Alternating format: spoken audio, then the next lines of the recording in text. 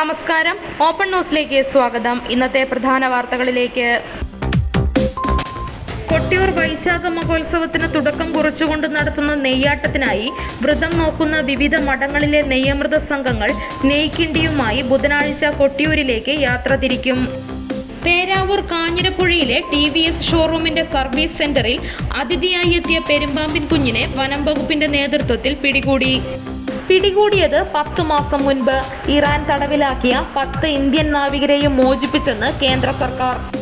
Aralam farm പുനരധിവാസ മേഖലയിൽ കാട്ടാനകളുടെ പരാക്രമത്തിന് അറുതിയില്ല. കഴിഞ്ഞ ദിവസം രാത്രി ബ്ലോക്ക് 11 പാലാക്കുന്നിലെ അങ്കണവാടി കെട്ടിടത്തിന്റെ ചുറ്റുമതിൽ തകർത്തു. മുൻഭാഗത്തെ ഗേറ്റിന്റെ കല്ലുകളും ആന തകർത്തു. അങ്കണവാടി കെട്ടിടത്തിന്റെ പിൻഭാഗത്തെ മതിൽ ഏകദേശം 10 മീറ്ററോളമാണ് തകർത്തത്. ഹജ്ജ് കർമ്മങ്ങൾ നിർവഹിക്കാനെത്തിയ മലയാളി തീർത്ഥാടകൻ മിനയിൽ നിര്യാതനായി. തൃശൂർ വടക്കാഞ്ചേരി സ്വദേശി നാലുപുരയിൽ യൂസഫാണ് മരിച്ചത്. 66 വയസ്സായിരുന്നു. ED raid. പിണറായി വിജയന്റെ തിരുവനന്തപുരത്തെ വീടിന് മുന്നിൽ വൻ സംഘർഷം. കേന്ദ്രസേനയ്ക്ക് നേരെ കുപ്പിയും കല്ലുമെറിഞ്ഞ പ്രവർത്തകർ. സംസ്ഥാന വ്യാപക പ്രതിഷേധത്തിന് CPIM. ED റെയ്ഡിനെതിരെ നാളെ LDF സംസ്ഥാന വ്യാപക പ്രതിഷേധം നടത്തും. പെരുമ്പാവൂരിൽ ചികിത്സയിൽ കഴിയുന്ന ഭർത്താവിന് ആശുപത്രിയിൽ കൂട്ടിരിക്കെ ഭാര്യ ഹൃദയാഘാതത്തെ തുടർന്ന് മരിച്ചു. എമിലി ജെയിംസ് ആണ് മരിച്ചത്. 68 വയസ്സായിരുന്നു. പിണറായി വിജയന്റെ വീട്ടിലെ ED റെയ്ഡ്. രാഷ്ട്രീയ പകപോക്കൽ. പിണറായിയെ കടന്നാക്രമിക്കുകയാണ് ലക്ഷ്യമെന്ന് MV ഗോവിന്ദൻ. ആലപ്പുഴ ഹരിപ്പാട് നവജാത ശിശുവിനെ ജനലിലൂടെ വലിച്ചെറിഞ്ഞ സംഭവത്തിൽ അമ്മയ്ക്കെതിരെ വധശ്രമത്തിന് കേസെടുത്ത് പോലീസ്. പെൺകുട്ടി മാനഹാനി ഭയന്ന് കുട്ടിയെ കൊലപ്പെടുത്താൻ ശ്രമിച്ചെന്നാണ് FIR-ൽ പറയുന്നത്. കുട്ടിയുടെ ആരോഗ്യനില തൃപ്തികരമെന്ന് അധികൃതർ അറിയിച്ചു. പെരുമ്പാവൂർ താന്നിപ്പുഴയിൽ യുവാവ് ഷോക്കേറ്റ് മരിച്ചു. ശിവരാത്രി കടവിന് സമീപത്തെ പെലപ്പിള്ളി വീട്ടിൽ നിഖിൽ സുന്ദരനാണ് മരിച്ചത്. 39 വയസ്സായിരുന്നു. ED റെയ്ഡ് ആസൂത്രിത നീക്കം. ഇതുകൊണ്ടൊന്നും അവസാനിക്കില്ല. ഇതൊരു തുടക്കം മാത്രമാണ്. വീട്ടിൽ കയറിയുള്ള പരിശോധന EDയുടെ ഏറെക്കാലത്തെ ആഗ്രഹം. ചിലർക്കെങ്കിലും സംതൃപ്തി ലഭിച്ചെന്ന് പ്രതീക്ഷിക്കുന്നു പിണറായി വിജയൻ.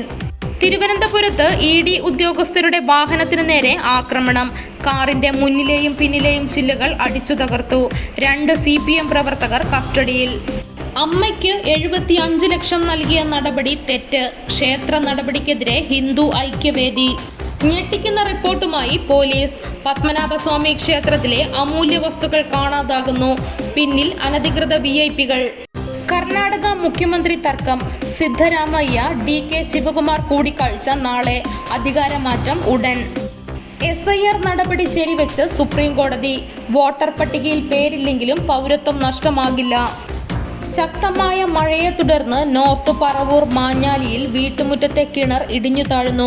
കരുമല്ലൂർ പഞ്ചായത്ത് 2-ാം വാർഡിലെ മാഞ്ഞാലി വ്യാകുലമാതാ പള്ളി സമീപം താമസിക്കുന്ന കുഴുവേലി KK ആന്റണിയുടെ വീട്ടിലെ കിണറാണ് തകർന്നത്.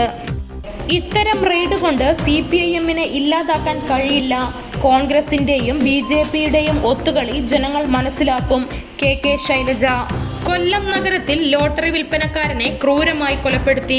മുണ്ടയ്ക്കൽ വെസ്റ്റ് ഊരമ്പള്ളിയിൽ പത്മവിലാസത്തിൽ രാജേന്ദ്രനെയാണ് അജ്ഞാതൻ ശ്വാസം മുട്ടിച്ചും ഇടിച്ചും അതിക്രൂരമായി കൊലപ്പെടുത്തിയത്. US-ലെ വാഷിംഗ്ടണിൽ ഫാക്ടറിയിലെ കെമിക്കൽ ടാങ്ക് പൊട്ടിത്തെറിച്ച് അപകടം. നിരവധി പേർ മരിച്ചെന്നും ചിലരെ കാണാതായെന്നും രക്ഷാപ്രവർത്തകർ അറിയിച്ചു. കോളയാട് പള്ളിപ്പാലത്തെ പുന്നേരി ജോർജ് നിര്യാതനായി. 76 വയസ്സായിരുന്നു. സംസ്കാരം നാളെ രാവിലെ 11 മണിക്ക് കോളയാട് സെന്റ് കോർണേലിയൂസ് പള്ളി സെമിത്തേരിയിൽ. ഇന്നത്തെ സ്വർണം വെള്ളി നിരക്കുകൾ.